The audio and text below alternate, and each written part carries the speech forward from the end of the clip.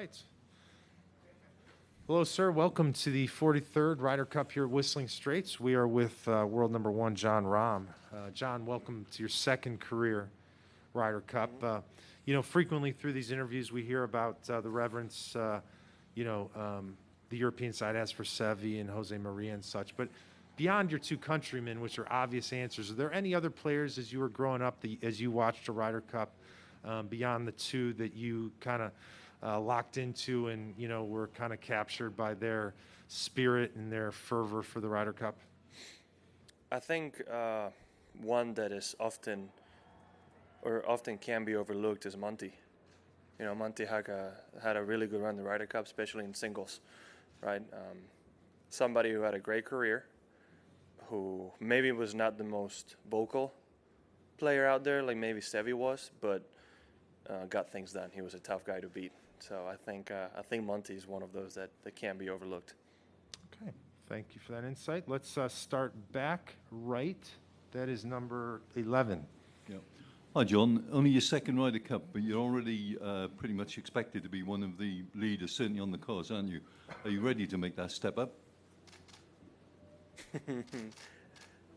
Nice easy one. What kind of a player would I say if I say no? Right. So, yes, I'm ready for that. It's a challenge I look forward to. Obviously, so a lot of players in our team that have a lot of experience and know how to get it done. I'm ready to add my name into that group. Tell me a feeling that there was going to be extra responsibility on you, given obviously your position in the rankings. Yes and no. We have plenty of players in the team that are vocal enough, that have done this enough, that naturally will gravitate towards for guidance. So I'm not going to actively go and just make myself, hey, I'm a leader now, because I don't have that massive of an ego. So in that case, hopefully, like I've done so far this year, I'll let the clubs and the ball do the talking, and I'll leave the speeches and the leadership to the guys that have been doing this for a long time. Jon, right behind me, Mark 20. Hey, Jon. Can you describe what you believe Pultz means to this team and what he's done over the years, in this competition for you guys? Well, I think Pultz is one of those players that you might get once in a generation, right, that embody the spirit of the Ryder Cup, right? You have somebody who, world ranking-wise, it's around 40, 50. You wouldn't say world ranking or stats-wise is anything, massively special. But when he steps through the doors and you get to the Ryder Cup, it is Ian Poulter. He's got a pretty good record, and he's a tough guy to beat. It's match play, and it's something special. And that's the beauty of this team, and that's the beauty of this event, and that's the beautiful part of something and somebody like Ian Poulter. They really become somebody this week.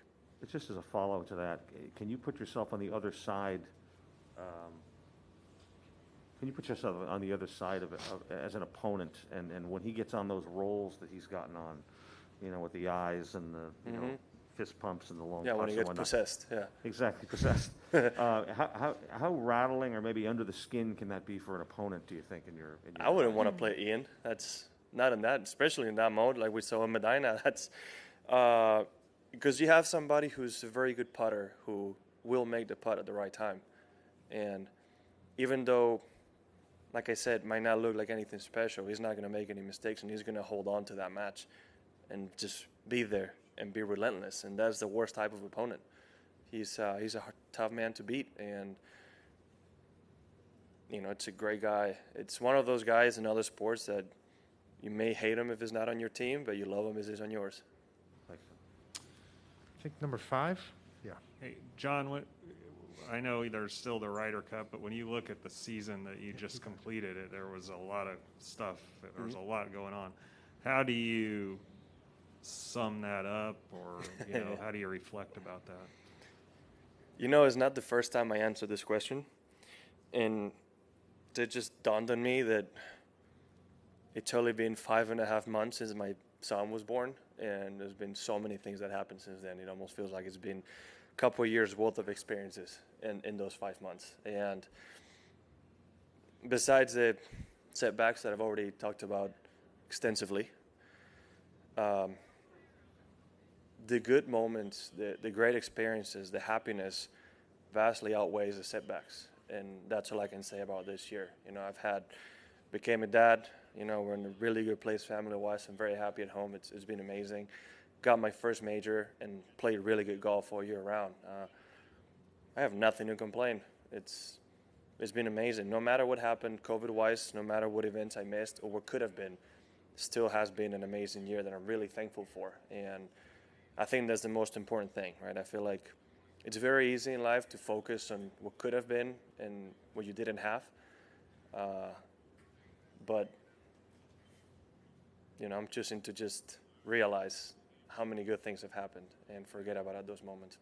Does that kind of perspective, or does that possibly give you some perspective coming into an event like this that a lot of people view as, the biggest thing, ultra important, super important? Obviously, you want to win, but it kind of we do want to win, but it's a team effort, right? It's not like I can do it by myself, unless you're Poulter. He can do it by himself. So it would be a really nice end to the year, right? Even though we've already started the new season technically, it'll be a very nice end to what's been a wonderful year, right? That win in France, you create a bond that it's unforgettable, and it would be a really good feeling to be able to do it on first try, in my case, on U.S. soil as well. So it's something we all want to add to the calendar. It's something we all want to add to the repertoire, right? Being able to win a Ryder Cup, especially in away country. Straight across, number 3. Hey, Jon, from what you've seen so far, what are the biggest differences in temperament and captaining style between Thomas and Padraig?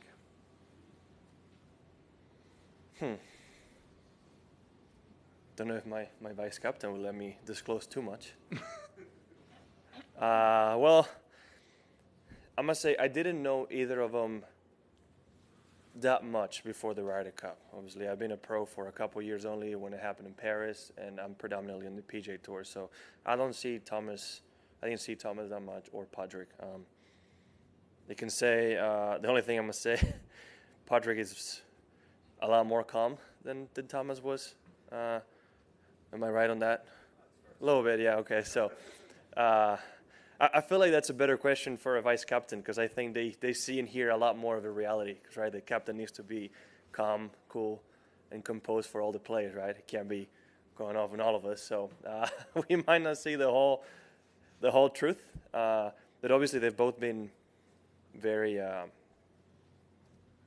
very well spoken and very well expressive on what they have in mind, what they expect from us, and it's they've made it very easy and very comfortable for all of us. They've done a really good job at just letting us do what we have to do, and just letting each one of us know, especially in my case, what they expect from me and what they want me to do, and that's been wonderful. Quick follow-up. I know you can't name names, obviously. How early did you know when you were playing first and who you were playing with? Wait, what do you mean? How early were you given that information of who you're Tomorrow? Who you're going to play with tomorrow and that? Well, I still don't know, so you tell me. I think like you guys think we know a lot more than you guys know. I mean, I have an idea of a couple players I may play with. Didn't you guys see us throwing balls on the tee yesterday? I mean, it's kind of, well, here you go. That's how we do things. Just leave it up to chance. Straight back, 26 hand. Hey, Jon, can you talk about the transition going from golf as an individual sport to golf as a team sport, what the transition's like for you?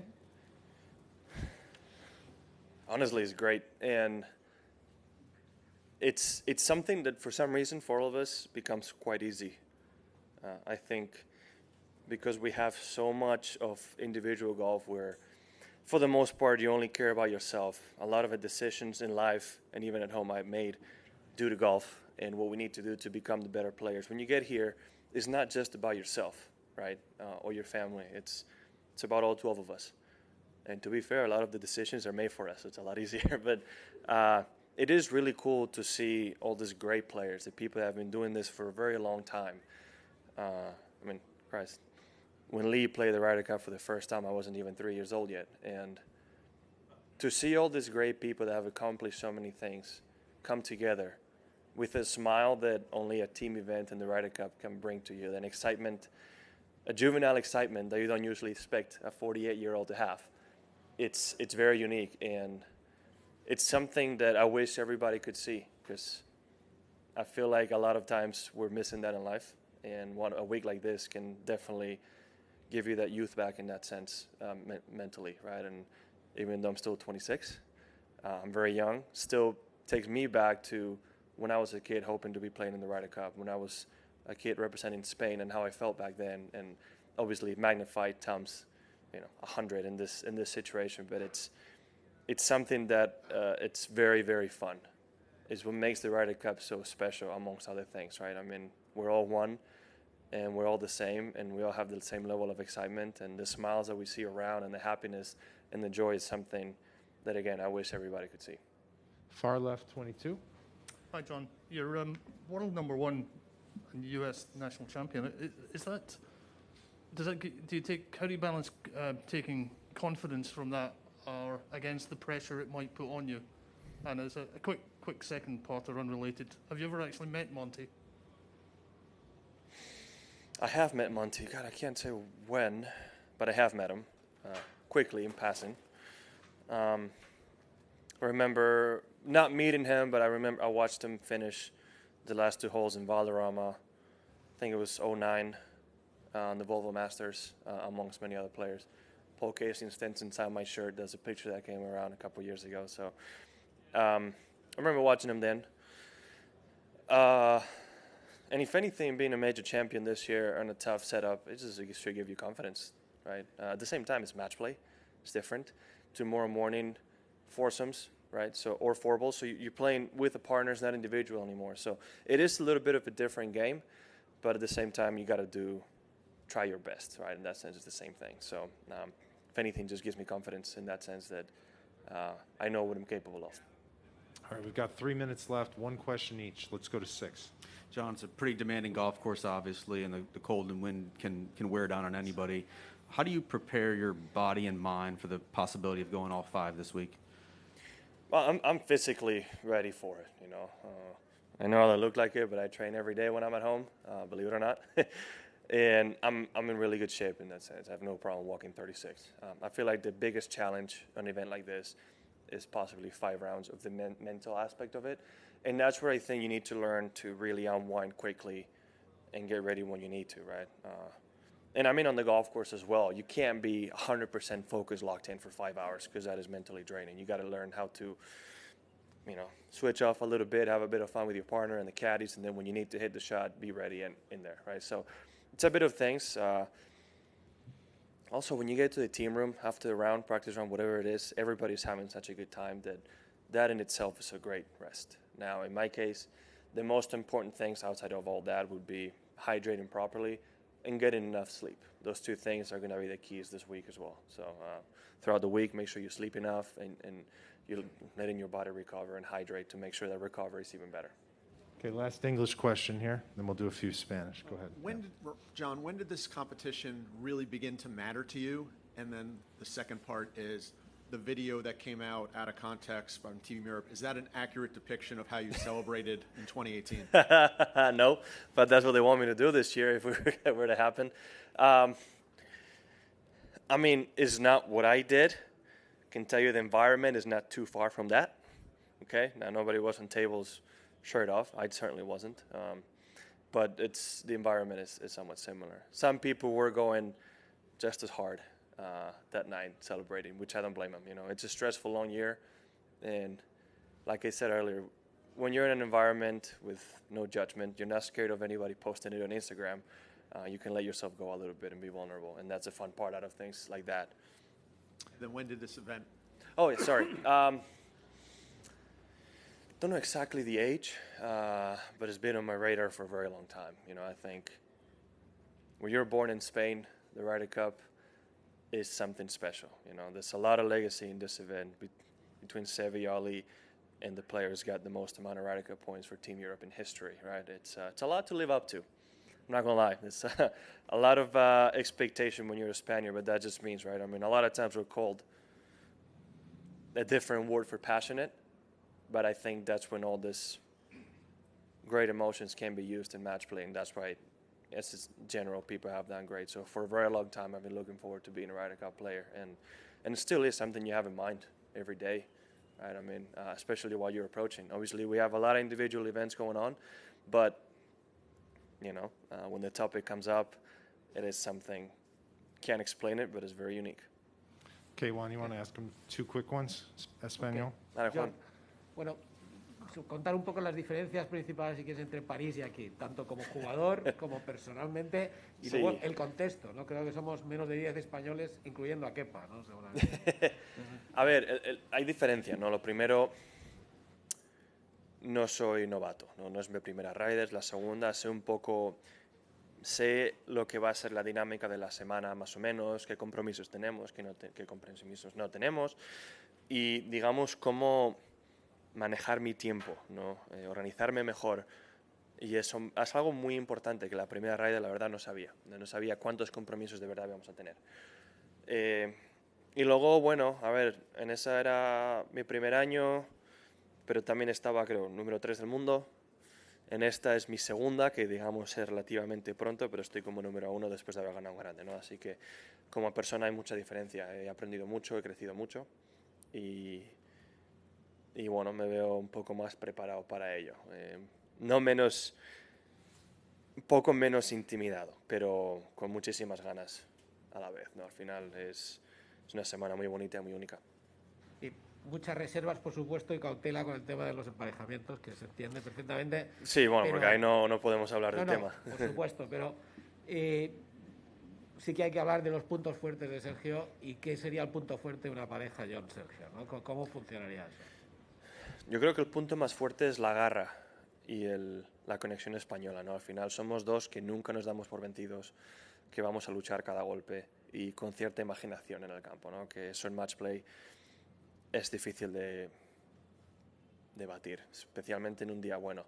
Ahora, puntos fuertes de Sergio, pues que de tía Green es un robot, no falla una, así que yo encantado. Y no es que yo sea alguien que de tía Green le vaya mal, ¿no? Así que somos dos jugadores muy buenos de tía Green, que en un campo como este, en estas condiciones, pues puede ser muy difícil de batir, ¿no? Pero yo creo que nuestro punto más fuerte es esa garra, esa determinación que nos viene un poco únicos, ¿no? Esa, como en español diríamos, un poco de mala hostia. Oye, Okay, I think they're pulling them away. We got a Okay. time sensitive here. So sorry. Thank you, John, for your time. Thank you. Appreciate you. Okay, thank you.